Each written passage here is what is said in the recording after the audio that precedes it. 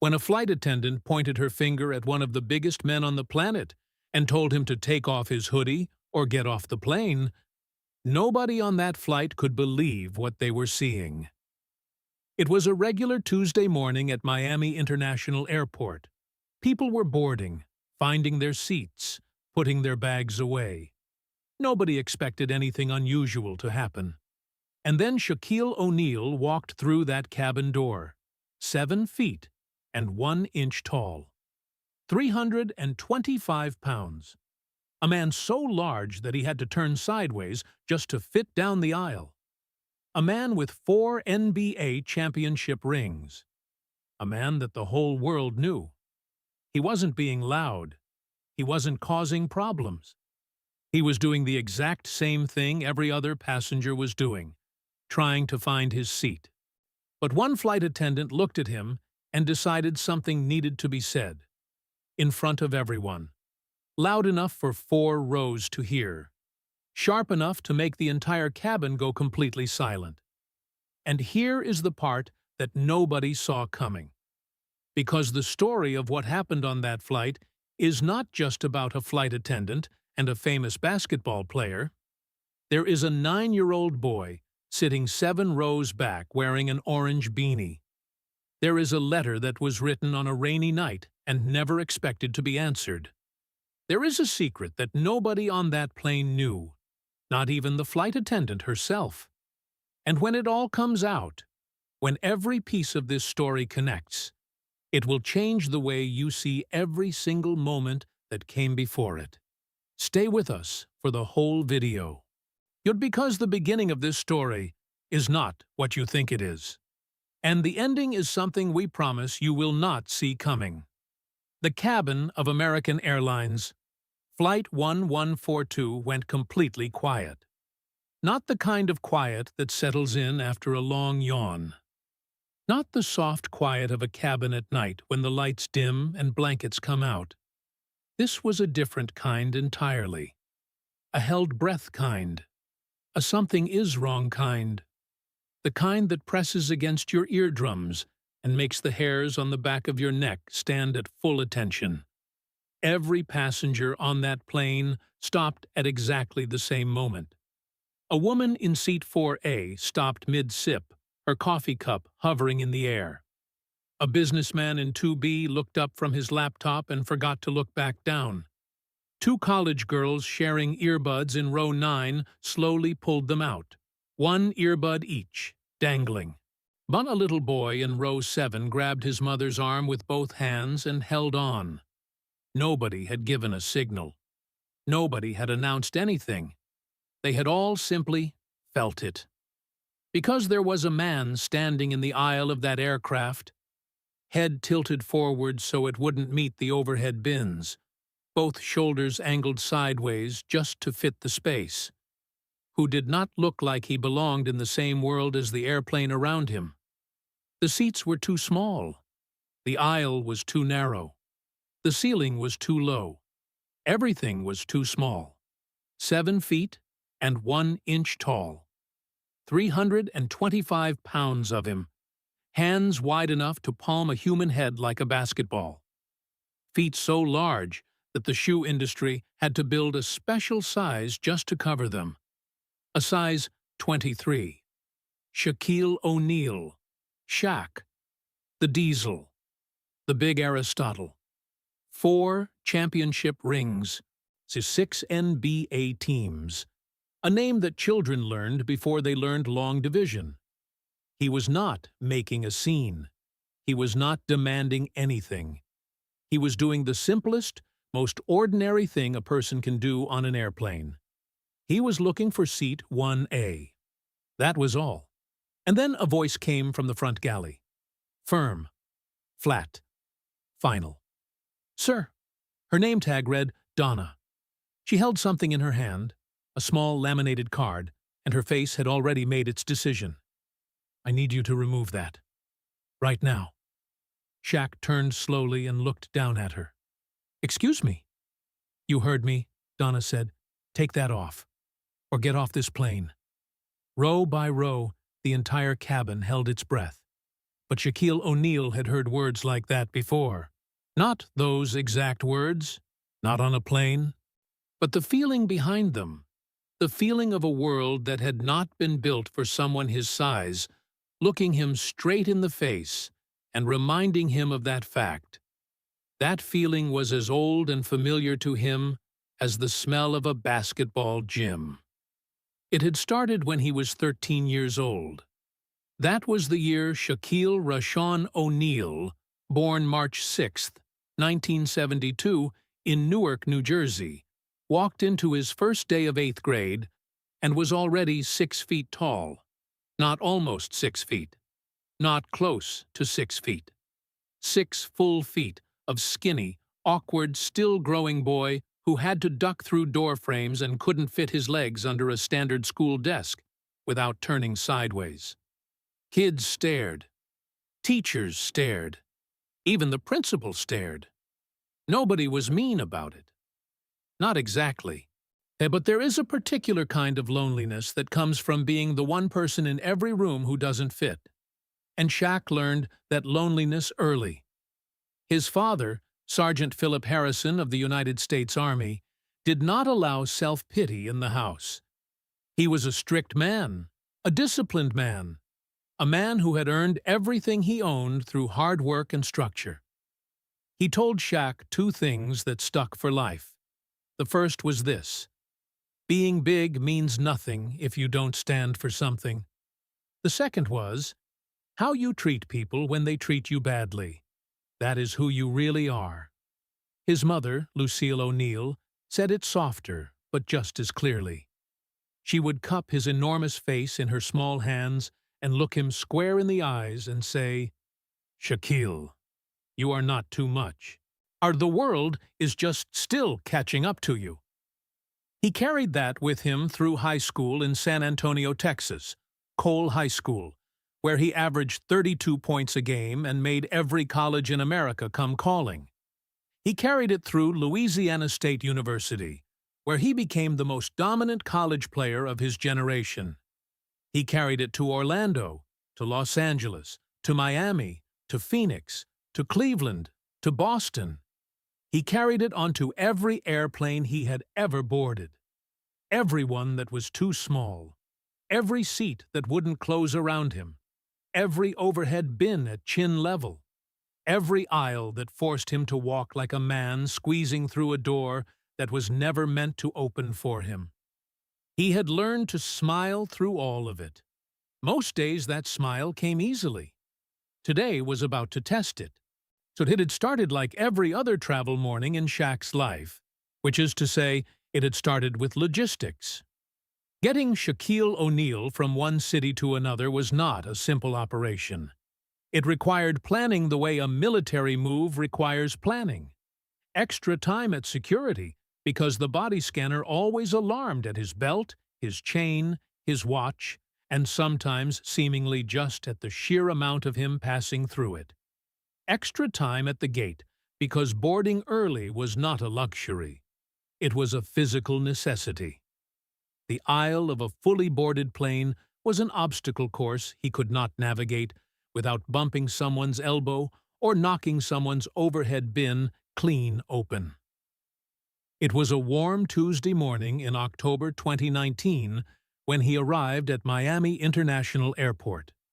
Miami International is one of the loudest, most alive airports in the United States. It smells like Cuban coffee and sunscreen and jet fuel all at once. The terminal hums with Spanish and Creole and English, overlapping like 3 radio stations playing at the same time. Rolling suitcases click across the tile floors. Kids cry near the water fountains. Gate agents shout seat numbers into microphones that are always slightly too loud. Shaq moved through all of it the way a ship moves through harbor traffic. Slowly, deliberately, with everyone adjusting course around him. Beside him, working hard to keep pace, was his assistant Terrell Wade. 24 years old. Lean and quick. He wore a wireless earpiece and carried 2 bags, and had the focused energy of a young man who had learned that working for Shaquille O'Neal meant being ready for absolutely anything at any moment. "Hey, you want to stop anywhere before the gate?" Terrell asked, almost jogging. "No," Shaq said. "I just want to sit down." At Gate 14 in Terminal D, the flight to Los Angeles was already beginning to board. The gate agent, a young woman named Priya Nair with sharp eyes and a practiced smile, looked up as Shaq approached and held her professionalism together by the thinnest possible thread. "Mr. O'Neal," she said warmly, "we have you in 1A. You're welcome to board any time." Shaq thanked her. He folded himself through the jet bridge doorway, ducking, turning, the way he always did. The jet bridge was narrow and slightly downhill, and smelled like recycled air and rubber. Terrell followed 2 steps behind, both bags on his shoulders, watching the back of his boss's head nearly graze the ceiling of the tunnel. They stepped into the cabin. 2 flight attendants stood at the front. One of them looked up with a standard boarding smile. The other one, the one whose name tag read Donna, looked up and went very still. And somewhere in the back of the plane, in row 7, a small boy in an orange beanie pressed his face toward the aisle and stared. But nobody was looking at him yet. Every eye in the cabin was on the man in the aisle. Shaq moved through first class the way he always moved through tight spaces. Carefully, almost apologetically, as if he was constantly aware of how much room he was taking from the world around him. His carry-on bag was enormous by anyone's standard, but looked almost reasonable tucked under his arm. His head stayed low. His steps were slow and measured. He reached seat 1A. Then came the ritual. Oh, anyone who has ever watched a very large person board an airplane knows the ritual. The pause, the calculation, the quiet geometry of figuring out how a body that was not designed for this seat is going to occupy it anyway. Shaq gripped the headrest, lowered himself in stages, and settled into the seat the way a river settles into a riverbed, filling every inch of available space and pressing gently against the edges. His knees met the seat in front immediately. His shoulders spilled past both armrests. He exhaled through his nose. He was wearing a large black hoodie, dark gray sweatpants, clean white sneakers that looked, side by side, like 2 modest pieces of furniture, a gold chain at his neck. The hood of the sweatshirt was pulled up, not low over his face, not hiding anything, just resting on the back of his head the way millions of people wear hoodies every single day on every single flight, in every single airport on Earth. He reached into the seat pocket and pulled out the seatbelt extender that Terrell had arranged ahead of time with the gate agent. Standard procedure. Airlines carry them. Many passengers use them. There is no rule against them, and no shame in them. He clicked the extender into place. He looked out the window. That was when Donna approached. She stopped beside row 1. Her posture was straight. Her voice, when she spoke, was the practiced neutral of someone delivering a policy rather than a personal opinion. "Sir, your seatbelt needs to be fastened before pushback." "I know," Shaq said without looking up. "Already done." Donna's eyes dropped to the extender, and then moved upward to the hoodie, then back down. Something shifted behind her expression. A small, almost invisible tightening, like a door closing quietly in a room far away. "I'm also going to need you to remove the hood," she said. Shaq looked up at her for the first time. "My hood?" "FAA regulations. We need clear visibility of all passengers during the safety demonstration." Shaq glanced slowly around the cabin. The man in 1B wore a baseball cap pulled low. The woman across the aisle had a silk wrap, covering most of her hair and both ears. A teenager in row 4 had a hoodie identical to Shaq's. Hood up, head down, earbuds in. Nobody had said a word to any of them. Shaq looked back at Donna. His voice stayed completely calm. "I can see the demonstration just fine." Something hardened in Donna's face then. Not anger exactly, and something more like a wall going up. The kind of wall that people build when they have decided that being right matters more than being reasonable. Her chin lifted, her shoulders set, and then she said it loud enough for 4 rows in every direction to hear every single syllable. "Take that off," Donna said, "or you are going to have to get off this plane." The pretzel man in 4A put his pretzel down. The college girls in row 9 pulled out both earbuds this time. Terrell sat straight up in his seat like a current had passed through the chair. And in row 7, the small boy in the orange beanie stopped breathing entirely. The silence that followed Donna's words was not empty. It was full. Packed tight with the feelings of 147 people who had all just witnessed the same thing and were now doing the very human calculation of deciding what it meant. The air in that cabin felt heavier somehow, the way air feels before a storm commits to itself. Shaq did not yell. He did not stand up. And the fact that he didn't stand up meant something. Because if Shaquille O'Neal had stood up to his full height in that moment, in that aisle, it would have changed the temperature of the entire aircraft. Everyone on board understood that without it needing to be said. He did not argue. He did not point out the man in 1B with the baseball cap or the teenager in row 4 with the identical hoodie pulled identically over his head. He simply reached up, slowly, with one large hand, and he pushed the hood back off his head. And that was all. He turned back to the window. The whole thing lasted maybe 4 seconds, but those 4 seconds sat on the chest of everyone who watched them the way a stone sits on the bottom of a still lake, heavy and permanent, and not going anywhere.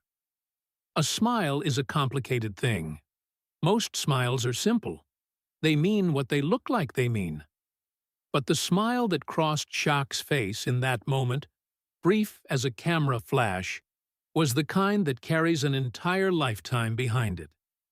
It was the smile of a boy who grew up too big for school desks, of a teenager who had to special order everything he ever wore, of a man who had spent 30 years navigating a world that was built for someone half his size, learning over and over again that the most powerful response to smallness was not more smallness in return.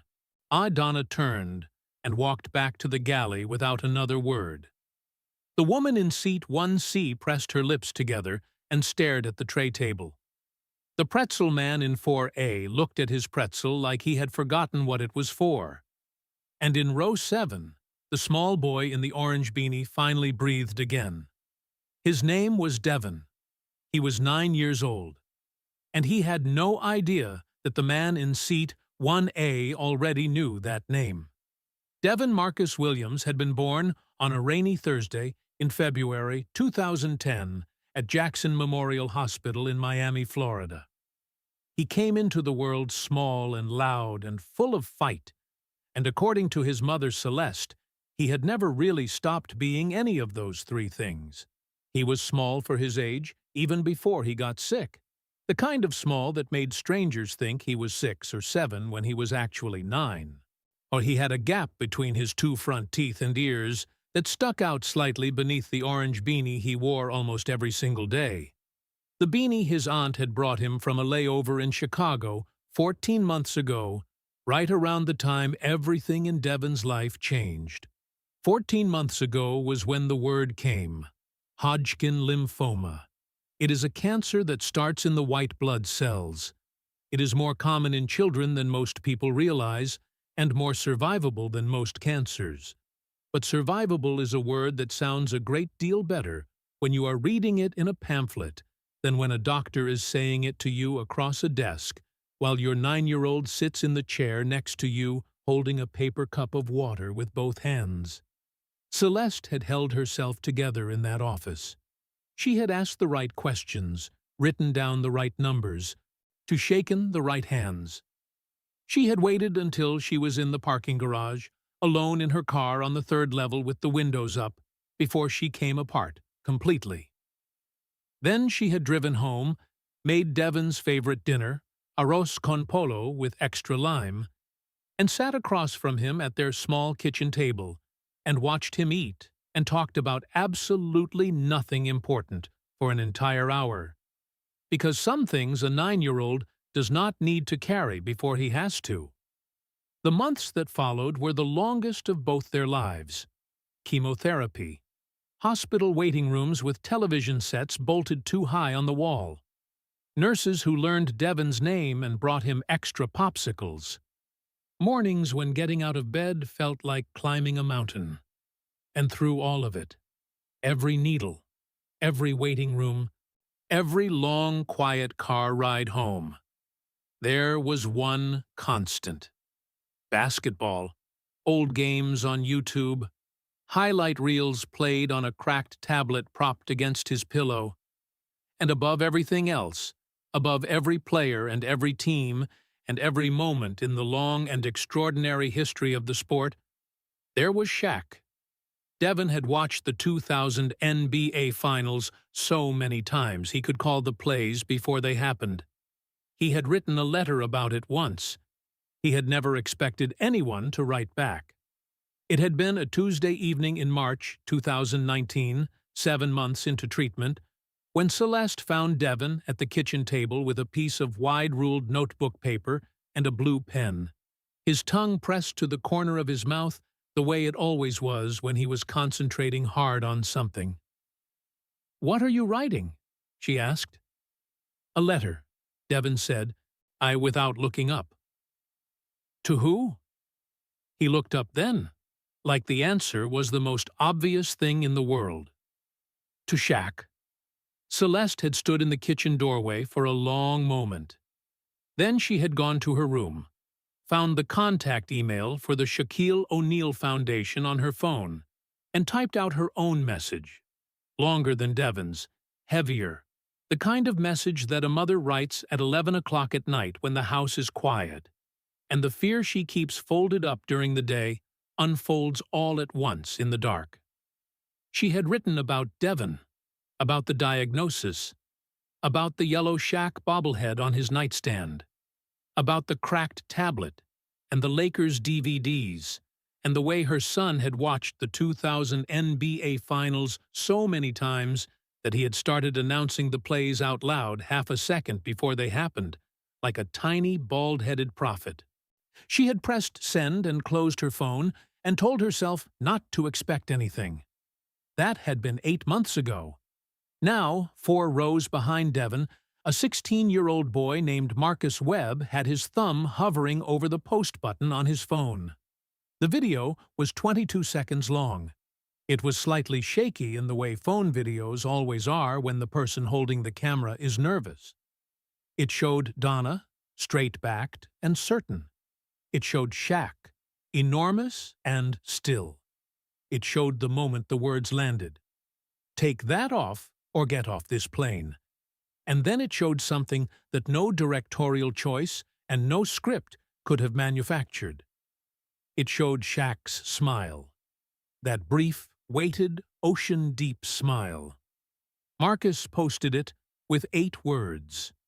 Flight attendant just told Shaq to get off the plane. In the first hour, it reached 40,000 people. But by the time Flight 1142 began its descent into Los Angeles, it had reached 1 million. And not one of those million people had noticed the small boy in the orange beanie sitting 7 rows back. Not yet. But there was one person on that plane who would have recognized Devon instantly. One person who knew exactly what that orange beanie meant, who had bought it herself from a gift shop in O'Hare International Airport between a connection from Dallas and a red-eye to Miami, who had walked off the jet bridge and straight to Devon's hospital room and pulled it over his bare head and watched his face break into the biggest smile she had seen from him in weeks. That person was standing in the front galley of Flight 1142 with her back to the cabin, both hands flat on the counter, breathing slowly through her nose. Her name was Donna Reeves, and she was Devon's aunt. Donna had been a flight attendant for 16 years. She had worked routes that crossed 12 time zones. She had held the hands of frightened first-time flyers and talked turbulence-stricken passengers down from full panic, with nothing but a calm voice and a steady gaze. She was good at her job in the way that only people who genuinely love their work can be. Not perfect, not unfeeling, but present. Fully, completely present. Except this morning. This morning she had received a phone call at 6:47 a.m., 20 minutes before she left for the airport, from her sister, Celeste. The doctors had found something on Devon's latest scan. They did not know yet what it meant. More tests were needed. Results would take 5 days. The words Celeste had used were careful and measured. The words of a woman who had learned over 14 months to deliver frightening information without letting the fright swallow her whole. But Donna had heard the thing underneath the careful words, the trembling underneath the steadiness. The 5-year-old sister who used to crawl into Donna's bed during thunderstorms, still living somewhere inside the composed woman on the other end of the line. Donna had said all the right things. She had been calm and strong and certain. She had hung up the phone, finished getting dressed, and driven to Miami International Airport on autopilot. She had stood at the front of a boarding aircraft and smiled at passengers and checked seat assignments and performed every function of her job with mechanical precision. And when a very large man in a black hoodie had appeared in the doorway of her aircraft, she had fixated on a rule, a small, specific, controllable rule. Because the rest of her life in that moment felt completely and terrifyingly uncontrollable. She had not known it was Shaq. She had not known, not yet, that her sister and her nephew were on this very plane. Celeste had wanted it to be a surprise. It had been Devon's idea first, the way most of the best ideas in that household were Devon's ideas. 3 weeks earlier, he had sat up in bed after a round of treatment and announced to his mother, with the particular certainty of a 9-year-old who has made a decision and is not taking questions, that he wanted to fly to Los Angeles. Not for any specific reason, just to prove that he could. Celeste had looked at his doctor, Dr. Patricia Okafor at the University of Miami Health System, who had smiled quietly and said that Devon's most recent numbers were encouraging enough that a short trip was not out of the question. She had used the word encouraging the way doctors use words, carefully, without promises. But encouraging was enough for Devon. It was Terrell who connected the pieces together first. He had been watching the exchange in row 1 with the focused attention of someone whose entire job was to anticipate problems before they became problems. He had seen the hoodie. He had heard Donna's words. He had watched Shaq push back the hood and smile and turn to the window. And then, because Terrell Wade was exceptionally good at his job, he had gone back to paying attention to everything else, which was how he caught it. A conversation between 2 flight attendants near the mid-cabin galley, voices low, words careful. Something about one of the crew having family on board. Something about a sick child. Something about a surprise visit. The word Devon landed in Terrell's ears like a key turning in a lock. He sat very still for 3 full seconds. Then he pulled out his phone and opened the email folder he kept for Foundation correspondence. The emails relating to Shaq's charitable work. The requests and letters and applications that came in every week from families across the country. He scrolled back 8 months to a message from a woman named Celeste Williams in Miami, Florida. He read the first 3 lines. Then he unbuckled his seatbelt, walked to row 1, crouched beside seat 1A, and whispered the whole story into Shaq's ear in under a minute. Shaq did not respond immediately. Now he turned slowly and looked down the aisle toward row 7. Devon was already looking back at him.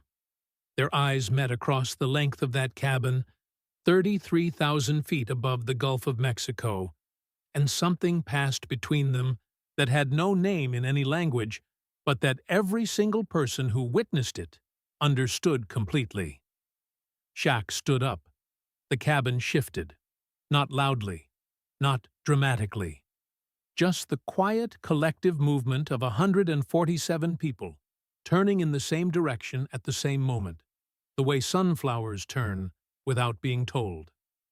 He moved down the aisle slowly, carefully, turning sideways past each row, one hand brushing the headrests for balance. The plane hummed around him. Nobody spoke. He stopped at row 7. He folded himself down, knees bending, back curving, on all 7 feet and 1 inch of him reducing itself as much as it possibly could, until he was level with a 9-year-old boy in an orange beanie whose eyes had filled so completely that the brown of them had nearly disappeared. "Devon," Shaq said quietly. Devon's mouth opened. Nothing came out. "I got your letter," Shaq said. And that was the moment Devon Williams started to cry. Not sad crying, not scared crying, the other kind. The kind that only comes when something you stopped believing in walks down an airplane aisle and crouches down to meet you exactly where you are. Celeste pressed her hand over her mouth. Her shoulders shook without making a sound. She had spent 14 months being strong in every room she walked into, and she had absolutely nothing left for this one. Shaq looked at her.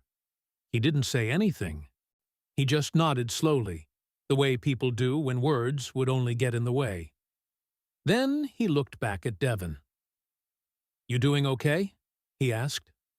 Devon wiped his face with the sleeve of his jacket. He nodded hard, the way 9-year-olds nod when they are determined to be braver than they feel. "The doctors say I'm getting better," Devon said. His voice was small, but it was steady. "I know," Shaq said. "Your mama told us. That's because you're tough." "You really read my letter?" "Every word." Devon looked down at his hands for a moment, then back up. "I told you in the letter that you were my favorite player, but I didn't say the real reason." Shaq waited. "The real reason," Devon said carefully, "is because you were always the biggest person on the court, and everybody always looked at you like you were too much, too big, too loud, a too everything." He paused. "And you just kept playing anyway."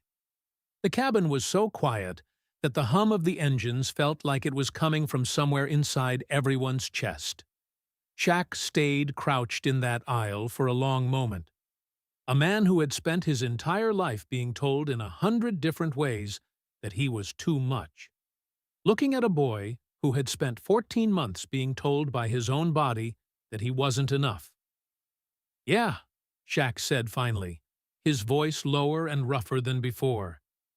"You just keep playing anyway." At the front of the cabin, Donna Reeves stood at the edge of the galley curtain. Her uniform was still pressed. Her posture was still straight, but her face was completely undone. Every professional wall dissolved, every careful layer gone. She was looking at her nephew the way people look at things they almost lost. She took one step into the aisle. Devon looked up and saw her. "Auntie Donna," he whispered. She crossed that cabin in 4 steps and held him with both arms and did not let go for a very long time. 5 days later, Devon's scan results came back. Clear. Celeste got the call on a Friday morning standing in her kitchen in Miami, the same kitchen where Devon had sat at the table with a piece of wide-ruled notebook paper and a blue pen 7 months earlier, tongue pressed to the corner of his mouth, writing a letter to a man he had never met and never truly expected to hear from. She sank into the same chair Devon had sat in that night. She put her head down on the table, and she cried the way you only cry when something that has been squeezing your heart for 14 months finally lets go. Across the country, in Los Angeles, Terrell Wade sent a single text message to Shaq that said only, "Devon's results. All clear." Shaq was in the middle of a business meeting when the message arrived.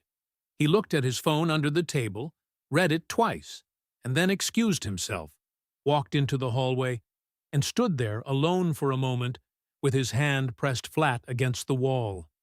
Nobody saw that moment. That one was just for him. A week after the flight, Donna Reeves submitted a formal written apology through American Airlines to Shaquille O'Neal. She did not make excuses in it. She acknowledged what she had done and the way she had done it. She wrote that fear had followed her onto that aircraft, and she had let it speak in her voice, and that she was sorry. Shaq never responded publicly. He was asked about it in an interview in November 2019, and he said only this, and he said it slowly, the way a person speaks when they have thought carefully about every word. She was scared for a little boy she loved. I understand scared. I've been scared. Scared doesn't always come out the way it should. What matters is what you do when the scared passes. The interviewer asked if he had forgiven her. Shaq smiled. The big one. The room-filling, wall-shaking one that started somewhere deep and worked its way all the way out. There was nothing to forgive, he said. She gave me Devon. Devon Williams turned 10 years old in February 2020, and he celebrated with his mother and his Auntie Donna and a basketball cake and a video message from a 7'1" man in Los Angeles who had never forgotten a letter written in blue ink on wide-ruled paper by a boy who just kept playing anyway. Some things are too big for a plane, but not too big for the world. Before you go, drop a comment right now and tell us where you are watching from. It could be your bedroom, your couch, your car, or your lunch break at work. We read every single one, and we love knowing where our community is coming from all around the world. If this story moved you even a little, if it made you feel something, hit that like button right now. It takes 1 second, and it helps this story reach someone out there who really needs to hear it today. Because the world has enough negativity. What it needs more of is exactly what Shaq showed us on that flight. Patience, dignity, and the kind of heart that chooses grace when it could easily choose anger. And if you are new here, welcome. Hit that subscribe button and join a community that believes the most powerful stories are the ones that remind us how to be better to each other. Now, click on the video appearing on your screen right now, because we promise the next story is going to hit just as hard. We will see you there.